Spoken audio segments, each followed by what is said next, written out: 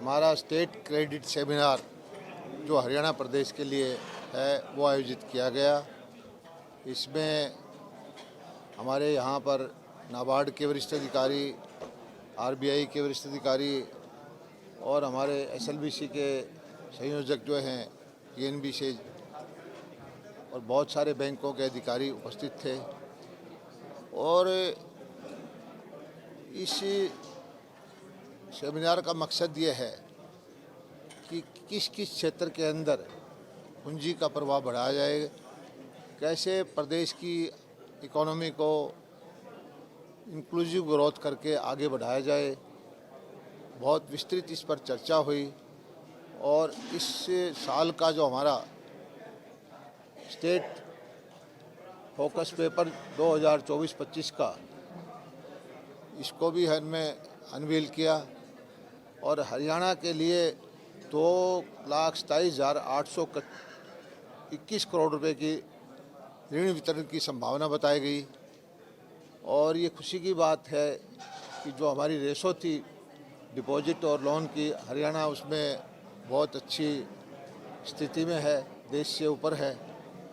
और मैंने छोटे छोटे विषय आज उठाए कि किसान की आमदनी बढ़ाने के लिए किसान के प्रोडक्ट को रॉ बेचने के बजाय ऐसी नीतियां हम बनाएं कि उसमें प्रोसेसिंग हो, सेमी प्रोसेसिंग हो, वैल्यू एडिशन हो।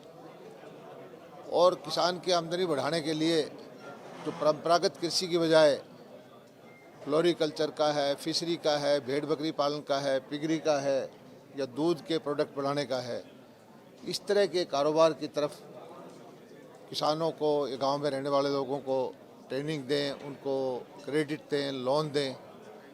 और ख़ासकर जो बिल्कुल गरीब लोग हैं, गांव में रहने वाले, उनको अगर भेड़ बकरी दे करके हम आत्मनिर्भर कर सकते हैं, इस दिशा में हरियाणा सरकार पूरा सहयोग दे रही है।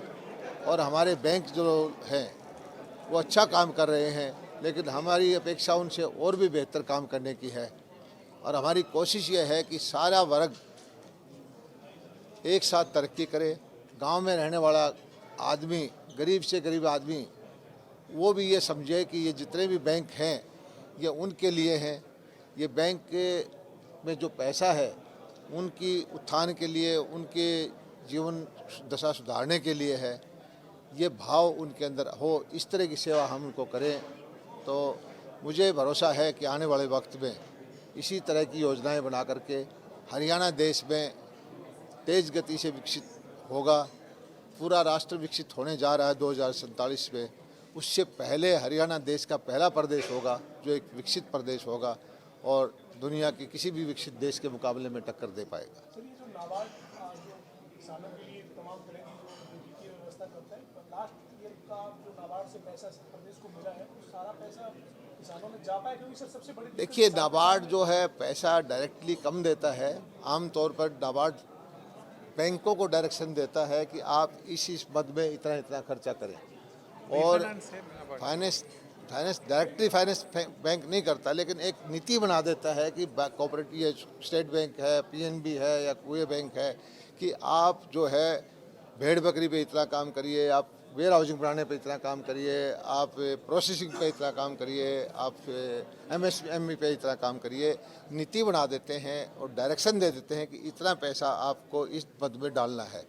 और मैंने इनसे प्रार्थना की कि आप इसको आगे से पैसे की मद हटा करके साथ में नंबर ऑफ एंटरप्रेन्योर तैयार करने पर लेके आइए कि हमें इतने एंटरप्रेन्योर इस मद में तैयार करने हैं, इस साल में इतने एंटरप्रेन्योर इसमें करने हैं, ताकि लोगों का जीवन स्तर सुधरे। लेकिन सर सबसे बड़ी किसान के सामने दिक्कत आती है वो यही है कि पशुपालन में किसान जो रुचि रखते हैं, वो जो भेड़ बकरी का पालन का आगे बढ़ाना चाहे या फिर पशुपालन के माध्यम से आगे बढ़ना चाहे, उनके सामने सर लोन के लिए बैंक में जाना संकट है। ये हमारी विषय आ चुका है और सारे बैंकर मिलकर इस दिशा में हम लिबरल रहेंगे। और मुझे उम्मीद है कि अब जो भी कोई आदमी ग्रामीण भारत, क्योंकि हम इंश्योरेंस करते हैं और सरकार और भी बैंक की सहायता के लिए किसी तरह की कोई स्कीम लाने को तैयार है, लेकिन हमने कोशिश की है कि हर छोटे आदमी को इस तरह की भेड़ बकरी, पिगरी या गाय भैंस या जिसके लिए लोन चाहिए वो खुले रूप से मिलेगा। और सर अभी एक महिला उद्यमी कह रही थी सर कि वो बाजरे का या अन्य चीज़ों का प्रोडक्ट तैयार कर रही है। देखिए, हरियाणा के अंदर पिछले सर सेल की प्रॉब्लम अगर है तो आपके पास बीटा और एफेड जैसी संस्था है लेकिन वो परचेज डायरेक्ट क्यों नहीं कर रही है? हम इसकी देखिए, बहुत खुशी की बात है कि पिछले सालों के अंदर हरियाणा महिलाओं के जो सेल्फ हेल्प ग्रुप बने हैं इन्होंने बहुत प्रगति की है। लाखों महिलाएं इससे जुड़ी हैं और साहूकार के चंगुल के निकल कर के पूंजी इनको छोटी छोटी चाहिए सस्ते ब्याज पर मिली है और वो आत्मनिर्भर हो रही है। अब उनके प्रोडक्ट को बेचने के लिए कोई ऐसा प्लेटफार्म हम जरूर तैयार करेंगे कि तब उनको माल बेचने में कोई दिक्कत ना आए, चाहे वीट इसके तरह एफिड के द्वारा हो या कोई और किसी आउटलेट के द्वारा हो या कोई ऐसे चीज़ के हमको छोटे छोटे मॉल बनाने की बात हो। हम कोशिश करेंगे कि इनके माल बेचने में कोई दिक्कत ना आए। धन्यवाद।